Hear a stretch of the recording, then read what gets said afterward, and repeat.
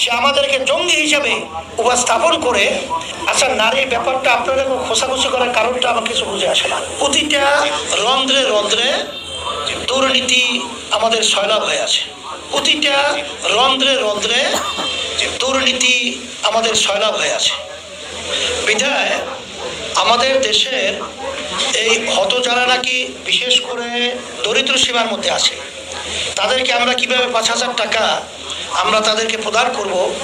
ওই যে আমাদের ওই জিডিপির যে 0.5% হলেই এটা আমাদের দেওয়া অতি সহজ এবং এটা সম্ভব।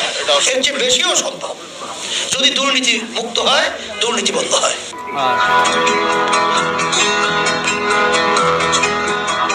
যেখানে নিজেদের ভিতরে সৌহার্দ্যতা না থাকে, তাদের সাথে থাকলে সেখানে জাতি ধোঁকা খাবে,